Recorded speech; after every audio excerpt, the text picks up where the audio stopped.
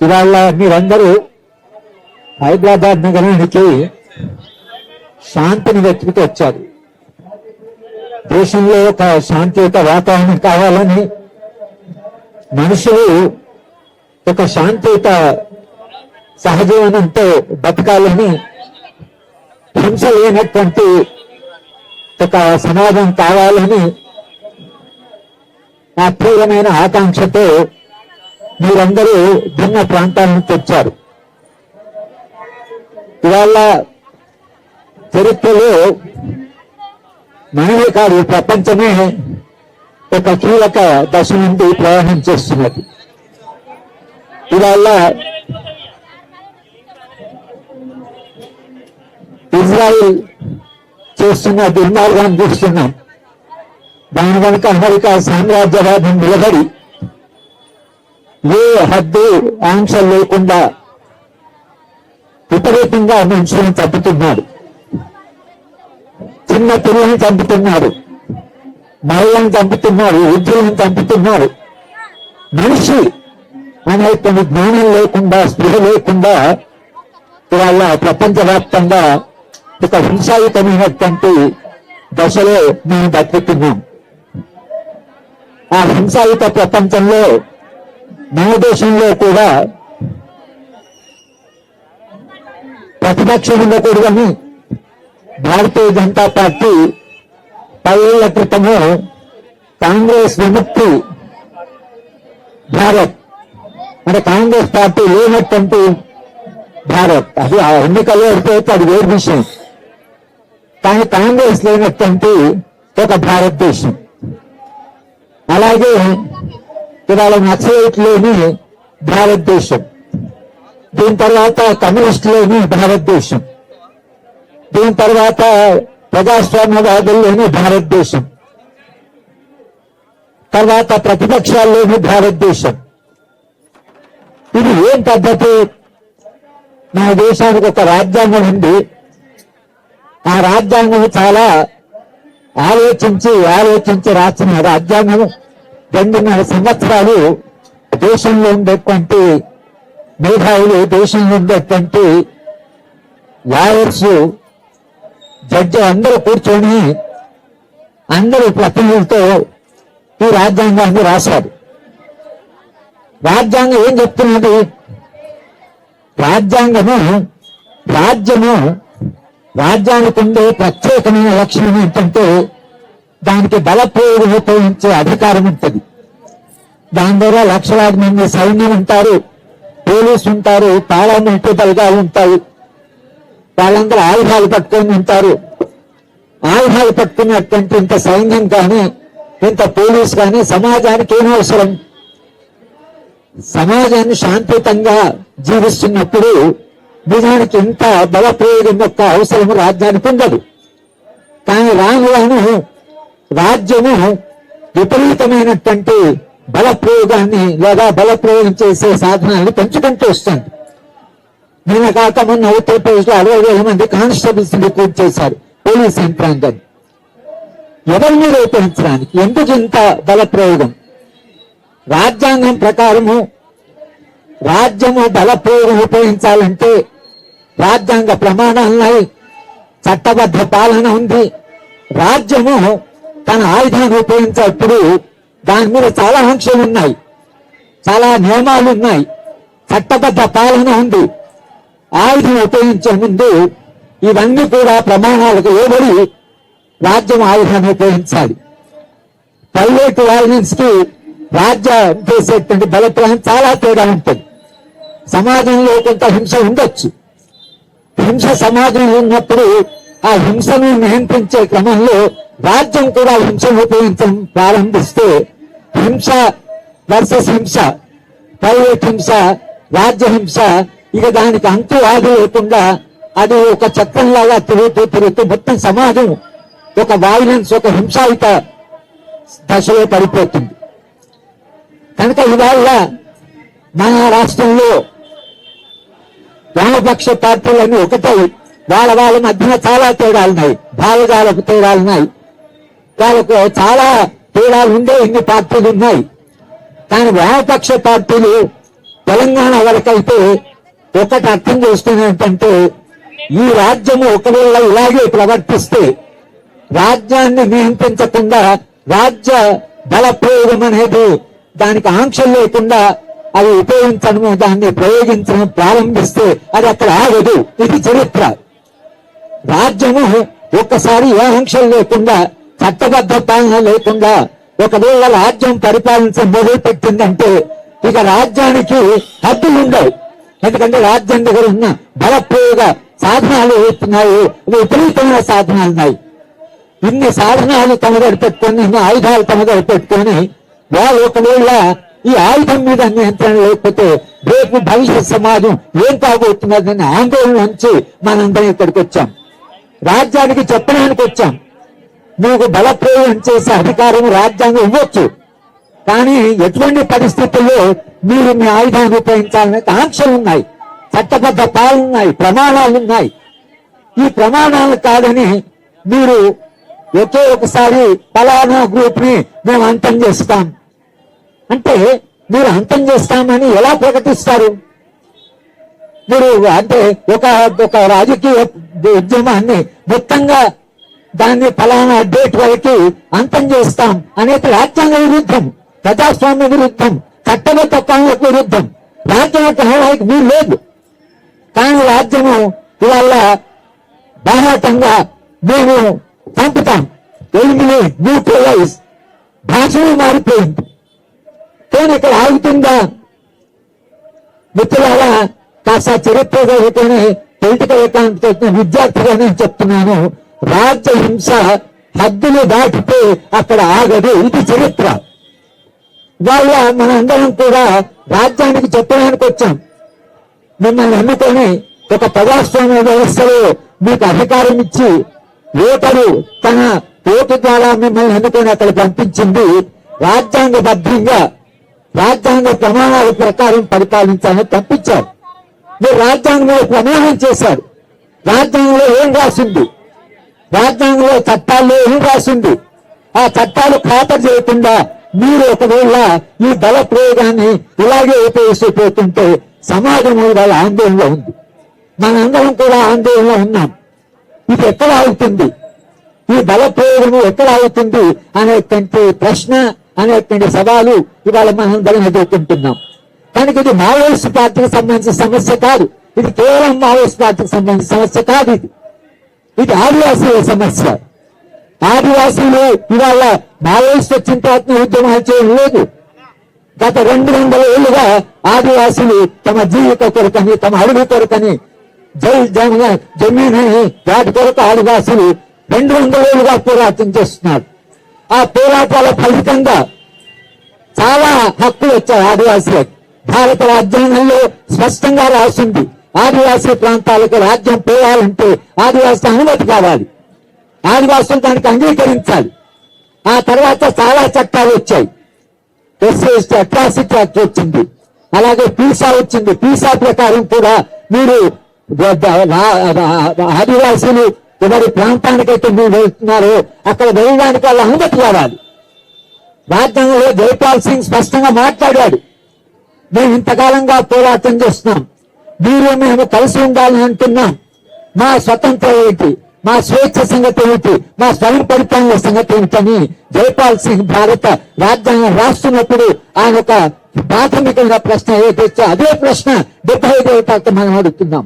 ఇవాళ ఆదివాసుల యొక్క అస్తిత్వం ఏమిటి, ఆదివాసుల జీవన విధానం ఏమిటి, ఆదివాసుల యొక్క స్వేచ్ఛ ఏమిటి, స్వాతంత్రం ఏమిటి, వాళ్ళని అడవి మీద ఉండే వాళ్ళ హక్కుల సంగతి ఏమిటి, ఇవన్నీ పోయి ఇవాళ కేవలం అక్కడ సహజంగా ఉండబట్టి, అక్కడ ఖనిజాలు ఉండబట్టి ఆదివాసుల వాళ్ళని నిజం కూడా వాళ్ళ యొక్క విషాదం అది. ఎందుకంటే వాళ్ళ కాళ్ళ కింద అంత సంపదను వాళ్ళకి తెలియదు, ఉన్నా వాళ్ళు తీసుకునేవాళ్ళు కాదు. వాళ్ళ స్వార్థం లేదు, వాళ్ళ స్వప్రయోజనం లేదు, డబ్బులు చేసుకోవాలని లేదు, వాళ్ళకి పేరు లేదు. వాళ్ళు అమాయకులుగా అడవి మీద ఆధారపడి ఒక స్వచ్ఛమైన జీవితాన్ని గడుపుతున్న ఆదివాసీల మీద బ్రిటిష్ ఈస్ట్ ఇండియా కంపెనీ దగ్గర నుంచి ఇప్పటిదాకా మన నిరంతరంగా వాళ్ళ అంటే ఒక్క సమస్య కాదు, సమస్యల వలయంలో వాళ్ళని నెట్టేశారు. ఇది ఆదివాసుల పోరాటం. కానీ ఆదివాసుల పోరాటానికి మావోయిస్ట్ పార్టీ అక్కడ ఉంది కాబట్టి మీరు మావోయిస్ట్ అసలు ఆయుధాలు ఉన్నాయి అని మీరు అంటున్నారు. కానీ చంపుతున్నారు ఎవరిని? ఆయుధాలను వాళ్ళు కదా, అమాయకమైన ఆదివాసులను చంపుతున్నారు కదా. ఆదివాసులని మనము అక్కడ వెళ్ళి పిల్లలు అనకుండా, చిన్నపిల్లలు అనకుండా, మహిళలు కాకుండా, వృద్ధులు అనకుండా మీరు మొత్తంగా ఇవాళ ఆదివాసుల మీద ఒక యుద్ధాన్ని ప్రకటించారు. ఈ యుద్ధం ఏదైతే ఆదివాసుల మీద ప్రకటించారో ఆ యుద్ధం అక్కడ ఆగుతుందా లేక ఆ యుద్ధము ఎక్కడి దాకా పోతుంది?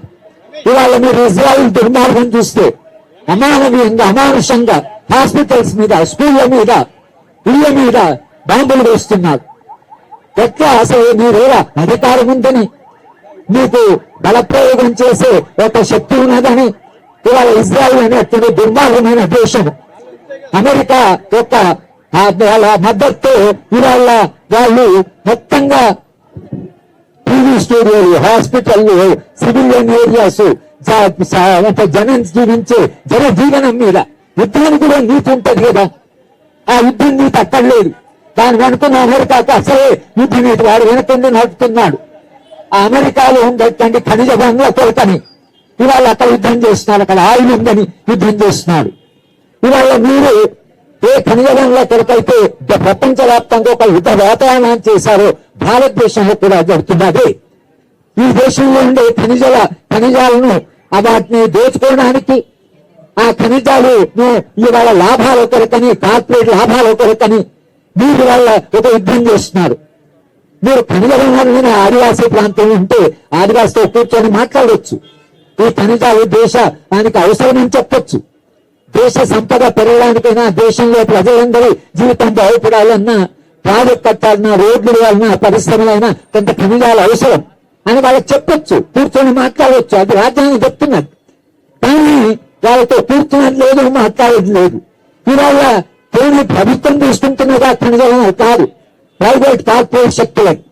ప్రైవేట్ కార్పొరేట్ శక్తుల లాభాల కొరకని, అంతర్జాతీయంగా, జాతీయంగా పెట్టుబడిదారుల యొక్క లాభాల కొరకని మీరు వాళ్ళ అక్కడ కదా ఈ ఆపరేషన్ కగారు మీరు దాన్ని ప్రకటించారు. ఆపరేషన్ కగారు వెనుక ఏమి దాన్ని ఏ ఉద్దేశంతో చేస్తున్నారు?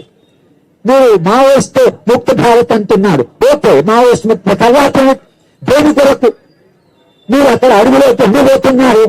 అడవిలో పోతున్నారు, ఖనిజంలో కొరకు పోతున్నారు. ఖనిజం ఎవరికి కావాలి? సామ్రాజ్యాల దేశాలకి, ఈ దేశంలో కార్పొరేట్ శక్తులు. కార్పొరేట్ శక్తుల కొరకే మీరు పాలన చేస్తున్నారా లేక ప్రజల కొరక? ఈ దేశంలో ఉండే ప్రజలు కన్విన్స్ అయ్యారా? అంటే సంపద పెంచుకునే కొరకని ఈ విపరీతమైన అసమానత పెరుగుతున్న దేశంలో కేవలము కార్పొరేట్ ముట్టడి గుట్టడి మంది కొరకని ఇవాళ ఇంత బలప్రయోగం జరుగుతున్న దేశంలో. కార్పొరేట్ శక్తులు ఒకవైపు, తర్వాత మత దేశాలను పెంచడం, మత దేశాలను పెంచడం ఎందుకు?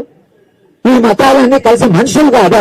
మొదట మనం మనుషులం, తర్వాతైనా మతమే కులం. కానీ ముందు మనం మనుషులు మనం మర్చిపోతే ఎట్లా? మీరు చంపుతున్నది ఎవరిని? మనుషులను చంపుతున్నారు. మానవత్వం ఏమైంది? మనుషులు ఉండేది దయ, ప్రేమ, కరుణ ఇవన్నీ ఏమయ్యాయి? మనిషిలో ఉండే ఉదాత్త లక్షణాలు ఏమయ్యాయి? మనిషి ఏమవుతున్నాడు? ఈ ప్రశ్నలు ఏవైతున్నాయో కొన్ని తాత్విక ప్రశ్నలు, కొన్ని చారిత్రక ప్రశ్నలు ఇవాళ మన ముందున్నాయి. మనందరం ఇక్కడికి వచ్చి కూర్చున్నది కేంద్ర ప్రభుత్వానికి అయినా, రాష్ట్ర ప్రభుత్వాలకైనా, ప్రభుత్వాలకు మనం చెప్తున్నది ఏమిటంటే శాంతి ఎన్నైనా యుద్ధం కంటే గొప్పది. శాంతి ఎన్నడైనా మనిషి అభివృద్ధికి, నాగరికత అభివృద్ధికి అది అవసరం. యుద్ధము అది విధ్వంసానికి దారితీస్తుంది, శాంతి మానవుడికి అభివృద్ధికి దారితీస్తుంది. శాంతి కావాలి అని యుద్ధంలో ఉన్న వాళ్ళే మావోయిస్ట్ పార్టీ మేము శాంతి చర్చకు సిద్ధము అన్న తర్వాత అంతకంటే రాజ్యానికి సంతోషపడవలసిన విషయం లేదు. మీరు మాట్లాడతామంటూనే మీరు దాని చర్చలు పిలవాల్సిందే, మాట్లాడవలసింది. వాళ్ళ ఆయుధాల సమస్య ఉంటే ఆయుధాల సమస్య మాట్లాడండి. కానీ మేము లేదు, ఏడు వినం. జస్టిస్ చంద్ర కుమార్ గారు ఉన్నారు. దేశవ్యాప్తంగా రాష్ట్రం మీద ఢిల్లీలో కూడా మేము ఒక కమిటీని ఫామ్ చేశాం. ఆ కమిటీలో లాయర్స్ ఉన్నారు, తర్వాత ప్రజాస్వామ్యవాదులు ఉన్నారు. 10 రాష్ట్రాల నుంచి వచ్చి కమిటీ ఫర్ పీస్ అని ఒక సంస్థను చేసి కాంగ్రెస్ పార్టీని, భిన్న రాజకీయ పార్టీని కలిసాం. పార్టీని కలిసి మాట్లాడాం, రాహుల్ గాంధీని కలిసాం, మల్లికార్జున ఖర్గేని కలిసాం. అందరూ కూడా శాంతి కావాలని అంటున్నారు. కానీ శాంతి కావాలని వీళ్ళందరూ అంటుంటే వాళ్ళు మాట లేదు, ఎలుపు లేదు. ఇంతకాలంగా మాట్లాడుతూ ఇంతమందిని దేశవ్యాప్తంగా మాట్లాడుతుంటే మేము శాంతి చర్చలు చేస్తారా చేయరా? శాంతి చర్చలు చేయకపోతే ఎందుకు చేయరు అనేటువంటి జవాబు చెప్పాలి కదా. ఎందుకు శాంతి చర్చలు చేయరు? శాంతి గొప్పదే కదా. శాంతి కొరకు చర్చలు జరపడం అనేది ఒక ఉన్నతమైనటువంటిది కదా. తెలంగాణ, ఆంధ్రప్రదేశ్ లో శాంతి చర్చలు జరిగాయి కదా. శాంతి చర్చలు జరపడానికి మీకు అభ్యంతరం ఏమిటి? ఎందుకు వద్దంటున్నారు అనే ప్రశ్న అడగడానికి మనందరూ ఇక్కడ కూర్చొని మాట్లాడుతున్నాం. కేంద్ర ప్రభుత్వాన్ని సూటిగా అడుగుతున్నాం, శాంతి ఎందుకు వద్దంటున్నారు అని. వాళ్ళకి వేరే కారణాలు ఉన్నాయేమో. ఏ కారణాలు అయితే మీరు మాట్లాడుతుంటే సమస్యలతో మాట్లాడుకోవచ్చు కదా, సమస్యల పరిష్కారాలతో కనుక్కోవచ్చు కదా. కాంగ్రెస్ పార్టీ ఉన్నప్పుడు ప్లానింగ్ కమిషన్ వాళ్ళు కమిటీ వేశారు కదా. శంకరం గారు, బాలగోపాలు, నందిని సుందర్, బోలాభాచార్యులతో ఒక కమిటీ వేశారు కదా. కమిటీ సలహాలు ఇచ్చింది కదా. ఏమైంది ఆ కమిటీ? ఆ కమిటీ రిపోర్ట్ బయట తీయండి. వాళ్ళు ఏం చెప్తారు అంటే దేశంలో శాంతి కావాలని అనుకున్న వాళ్ళందరూ కూడా శాంతి ప్రయత్నాలు చేస్తూనే ఉన్నారు. శాంతి ప్రయత్నాలకు, సమాజంలో ఉండే సమస్యలకు మూల కారణాలు వెతుకుదాం. ఆదివాసీ ప్రాంతాలు 200 ఏళ్లుగా ఎందుకు ఇంత అస్తవ్యస్తంగా మారింది, ఎందుకు సమాజంలో ఇక ఈ సమస్యలు వచ్చాయనేది చర్చిద్దాం, మూలాలో తేలుదాం. ఒక శాంతియుత సమాజాన్ని నిర్మిద్దాం.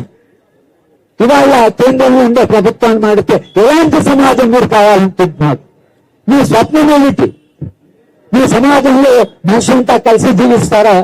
శాంతియుత సహజీవనము కొరకు మీరు ప్రయత్నం చేస్తున్నారా? స్వేచ్ఛ, స్వాతంత్రము, సమానత్వము, సౌభ్రాతృత్వం అనే ఉన్నత మానవ విలువలు ఏవైతున్నాయో ఆ విలువల కొరకు మనం ప్రయత్నం చేయాలి కదా.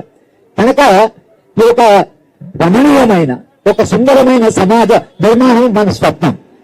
కనుక దాని కొరకని మనందరం కూడా ఇక్కడ గుప్త కంఠంతో కేంద్ర ప్రభుత్వాలకైనా రాష్ట్ర ప్రభుత్వాలకైనా హింస ఆపండి, శాంతి కొరకు ప్రయత్నం చేయండి.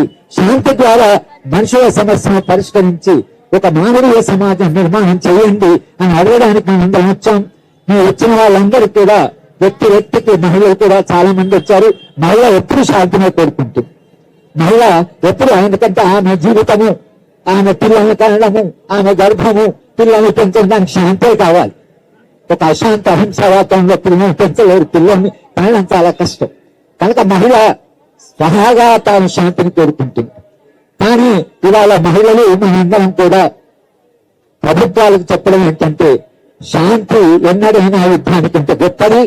శాంతి చర్చలు జరపండి, మూలాలకు వెళ్ళండి, సమస్యను పరిష్కరించండి. ఇది ఇవాళ చరిత్ర. మనం అడుగుతున్న ప్రశ్న, ఇది సవాలు.